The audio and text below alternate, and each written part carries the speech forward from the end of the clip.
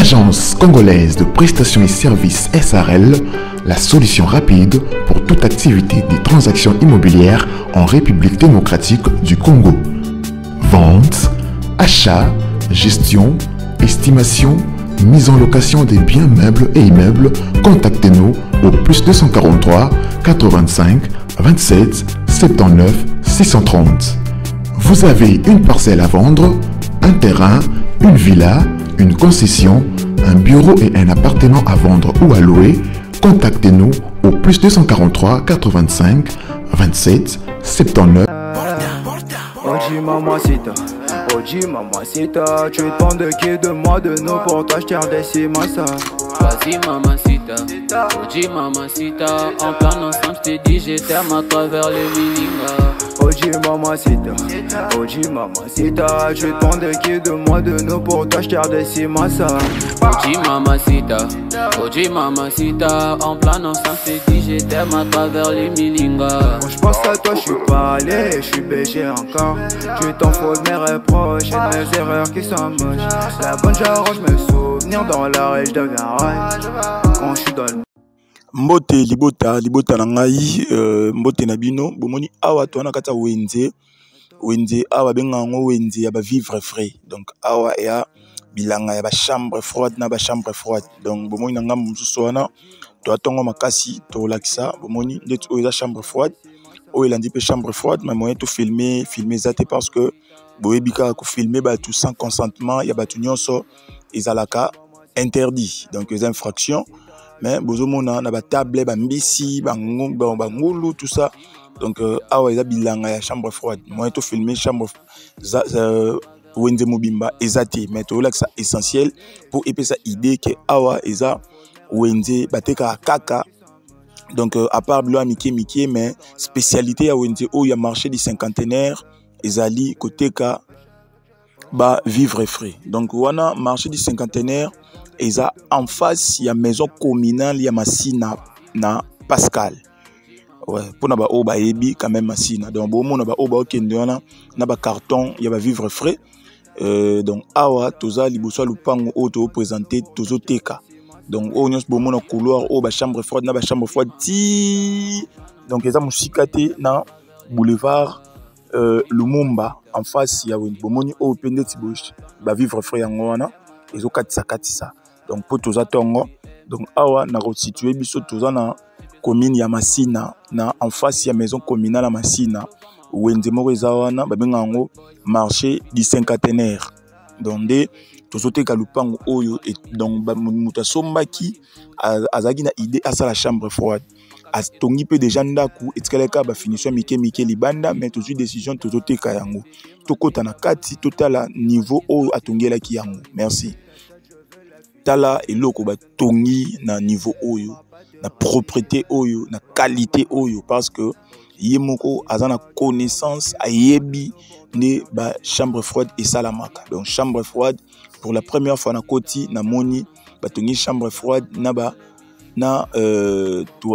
bureau to remona yango ezana ba bureau ezana guichet ezana deux toilettes, et puis kaka na chambre froide o ndenge ba tongeli yango izana anti-foudre, babenga yango anti-kaki, donc ata kaki ebeti ekobebisa ba matériel te ekobebisa eloko moko te pour propriétaire ataki anti-foudre, donc pour na ba o ba yebi prix ya anti-foudre ba o ba vanda na poto bokoyi ko se renseigner pour na prix ya anti-foudre ba royebisa bino, donc au moni place ba komi bureau, donc place basalaki bureau ya chambre froide yango wana na gauche na biso bomoni ba komi guichet ezawana, donc déjà mamamno se salama ki ba crépissage ba mambutu, donc aelo etikali kaka koya na ba congélateur minene wana ko tia ba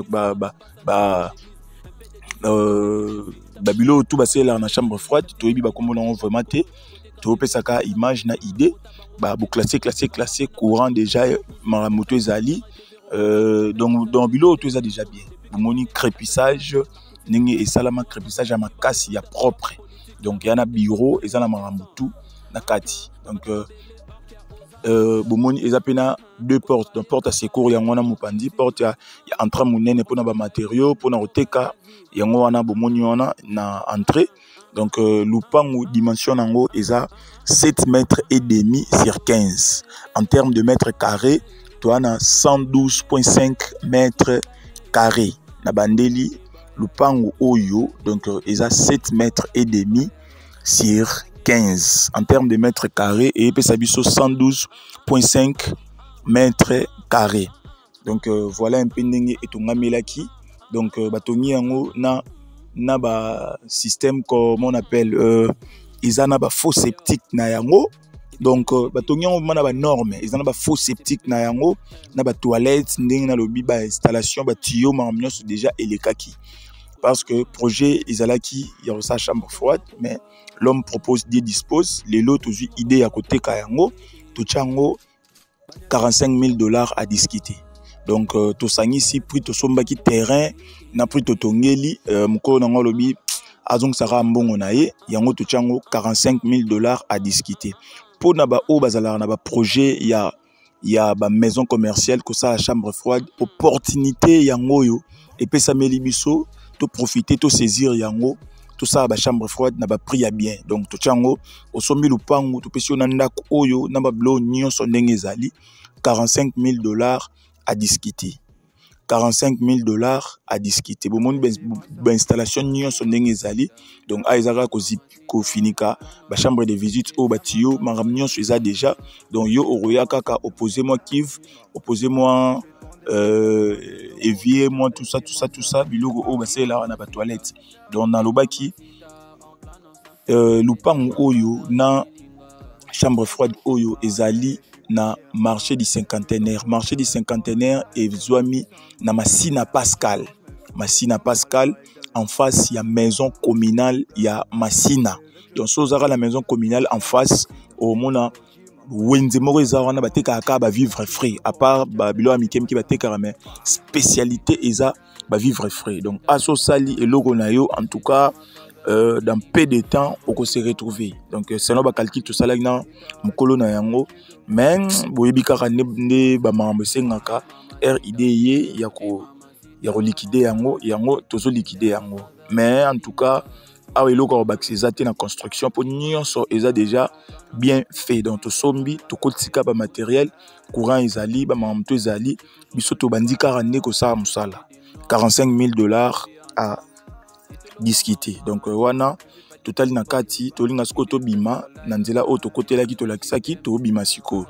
Donc voilà a tozana veni na ibi ke to lakisaki yango déjà mais tozo bima. Donc pour na ba onyos ba koza intéressé to banga raprité parce que to lo ba kenon ata facture libala ba discutaka. Donc elo nyos ba discutaka ata elo nyos so ngosomba ba négociaka ba document tout eza au complet, propriétaire aza vivante yemoko azoteka eloko na ye. Donc pour na ba o ba koza intéressé numéro eza affiché en bas ya ba écran na biso to bengi to zo ba rendez-vous to solola et puis total à yango to solola pour un prix to vérifier ba document et puis to évoluer dans les affaires. Donc voilà un peu, je crois que explication est claire par rapport à vente ndenge ezo salamela. Ce qui ba question monsieur ezali au bengi biso en privé to au komeli biso to solola. Bonne chance à tout le monde. Merci beaucoup. Bye bye bye.